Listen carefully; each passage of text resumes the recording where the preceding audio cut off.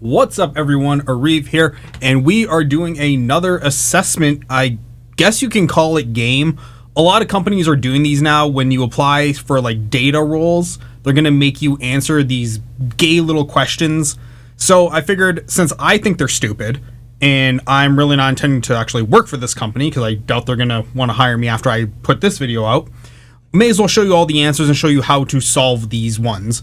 And with that said, there are 10 questions for this assessment. We're going to go through them and hopefully they help you. And if they did, hey, why don't you hit that subscribe button and help me get to 100 followers? Now, let's get started. We have question number 1 here.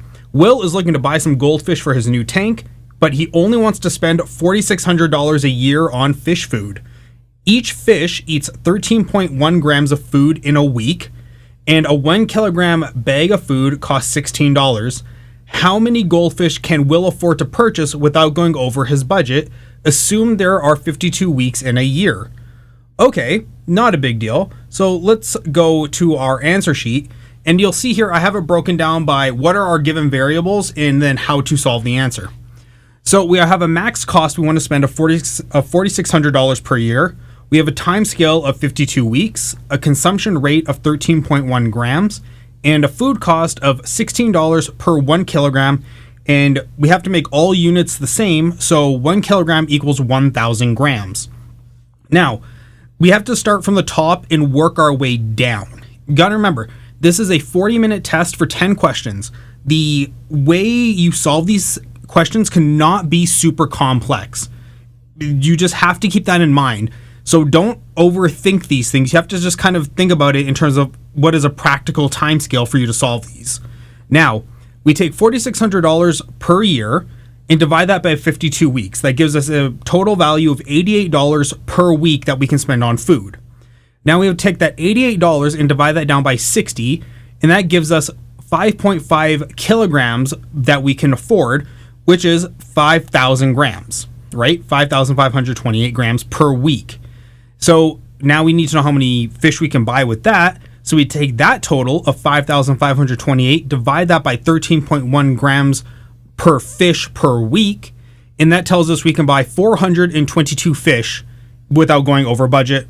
Round it down to 421 just to be safe, but 422 is the answer. Let's go to our next question. Ada's General Store sells grass seed for $36 a bag, and the cost of goods sold are $17. They can spend $66,000 in production to bring it in-house and lower the cost to $12 a bag. How many bags of grass seed would Ada need to sell to make sense to bring this production in-house? Okay, this looks like a little bit of a daunting task, but I'm going to show you how we solve it. And big thanks to Reddit for the help on this one. So we have a retail bag. We have retail cost of $36 a bag. Cost of good is $17. In-house production cost will be $66,000, and the new cost will be $12 a bag. So to answer this, we do $66,000 on the one side, and then equals $36 a bag minus $17, because that gives us the net rev, times how many bags per sold. So we have 19 times the number of bags sold. 66,000 divided by 19 will tell us that we have to do 3,473 bags sold to equal the $66,000 cost. So there's that answer. Question number 3. Chris has purchased 3,900 apples at a cost of 59 cents per apple.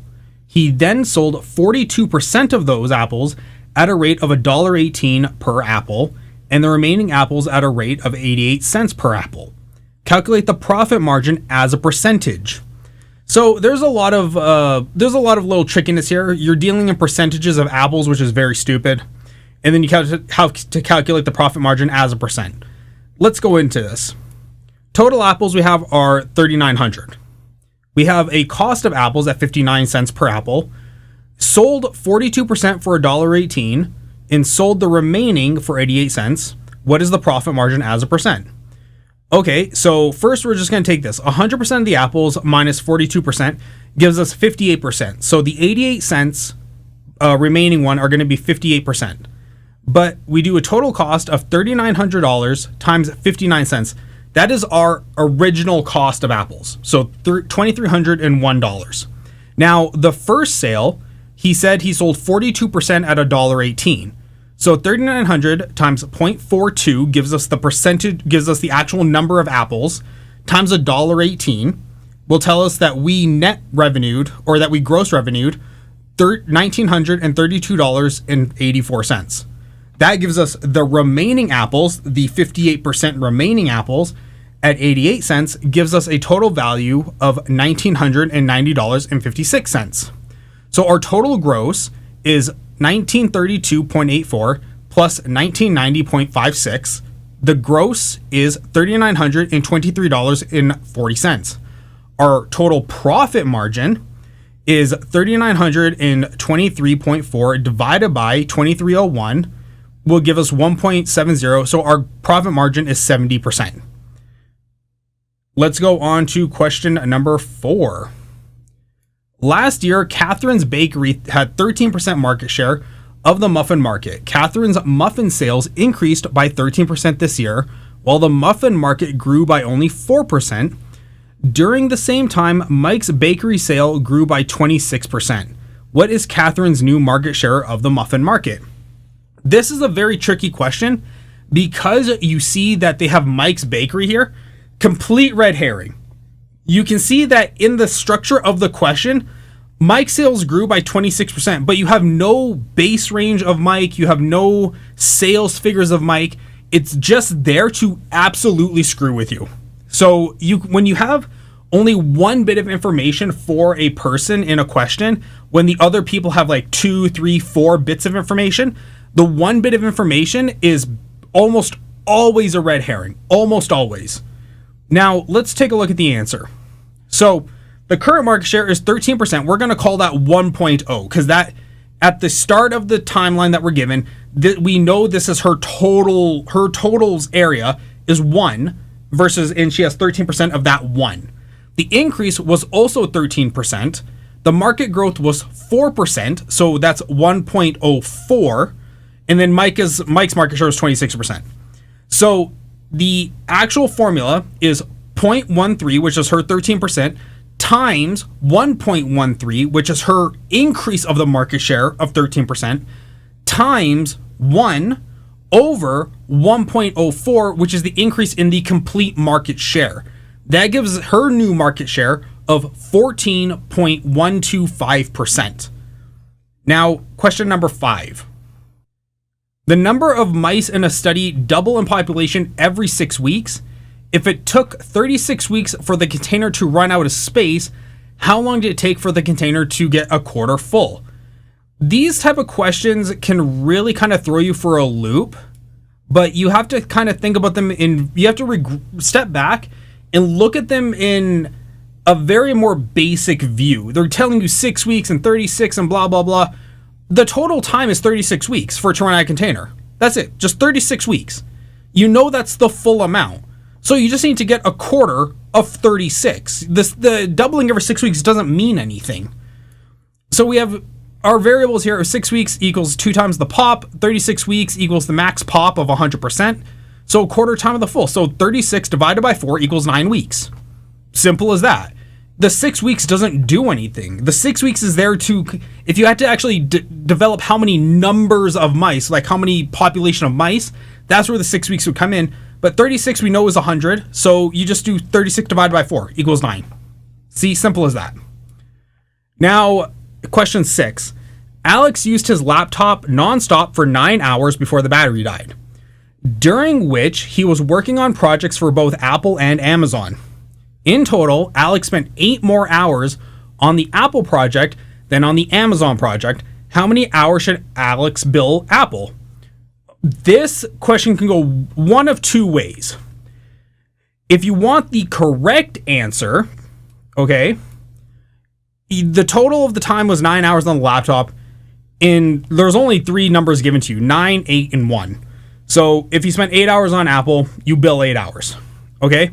But if you're really smart, okay, and you know what you're doing, you bill 72 hours and just hope they don't catch you. Take that one at your own risk. Question 7. Zaffer drives 80 kilometers per hour, but needs to take a 4-minute break after every hour of driving. How long will it take Zaffer to drive from Toronto to Quebec, which is a total distance of 800 kilometers?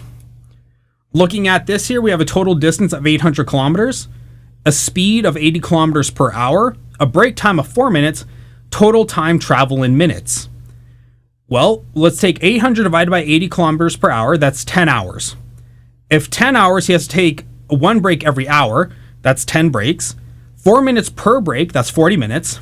And then 10 hours times 60 minutes gives us 600 minutes. 600 plus 40 minutes equals 640 minutes. Next question. Question 8. Lauren starts her project on the first Tuesday of the month and completes the project on the fourth Thursday of the same month.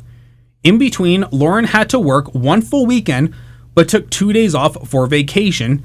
How many days did Lauren take to complete the project? Assume the first of the month was a Monday. Very clever, very clever. You can see here right away, without even doing anything, you can see she had to work a full weekend but took 2 days off. This is going to net you 0. This is a net 0 right out the gate. You see, she starts on a Tuesday, assume the start of the month was a Monday, so -1 there. Ends on a Thursday, so subtract the Friday there. Now, let's go take a look at what we got. We have days of the week of 7, days in a work week are 5.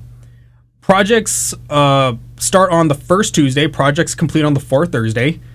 Days off, 1 weekend, a Saturday and Sunday, and 2 vacation days. Days need to complete. So let's take this week by week. Now, remember, a work week is 5 days, not 7. So yeah, 5 minus 1 because she starts on the first Tuesday of the month. That gives us 4 days. The second week, she's working the full 5. Third week, the full 5. Fourth week, 5 minus 1 because she ends on the Thursday. So you subtract the Friday, that's another 4. The vacation days minus the weekend equals 0. So you have 4 plus 5 plus 5 plus 4 equals 18 days to complete the project. Question 9. If it takes 6 consultants at Fusion 6 days to complete 6 reports, how long will it take 32 consultants to complete 32 reports? Well, if you're doing one report, if each consultant is doing one report in a day, or I don't know if they're working in teams, they don't really tell you here, the logical answer would just be 32 days. Now, this question can go another way where you can say like, hey, if one person's taking 6 days, then, it's going to take another 6 days times that person. You can make it a whole thing, but once again, you're overthinking it. 6 consultants, 6 days, 6 reports, 32 consultants, 32 days, 32 reports. Simple as that. Just assume each person's working on one thing per day, or one report's getting done per day, no matter how they're doing it. And our final question, question 10. Young owns a butcher shop that sells 39 tons of meat, which is 1,000 kilograms, annually and charges $4 per kilogram. If the total meat market in the city is $6 million annually, what is Young's market share of the meat market in the city? Well, let's start breaking this down. Our total sell amount is 39 tons. Our conversion of 1 ton is 1,000 kilograms, and our sale price is $4 per kilogram. The total market is 6 million. What is Young's market share? Well, 39 tons times 1,000 kilograms equals 39,000 kilograms. The total market amount is 6 million divided by 4 kilograms equals 1.5 million kilograms. Young's market share, 39,000 divided by 1.5 million, is 0.026 times 100% equals 2.6%. And there you guys have it. That is how you handle these kind of little assessment tests. Hope this video helped you. If it did, let me know in the comment box down below. If you have any of these other type of questions that I don't have on this channel, hit me up with a message. I'm happy to actually make content about this kind of stuff for other people to find down the line. Because like I said, I feel these assessments are stupid. And if they're going to be this stupid about it, I'm going to keep making content about it. So thank you so much, guys. Hit that subscribe button. I'll see all of you on the next video. Bye.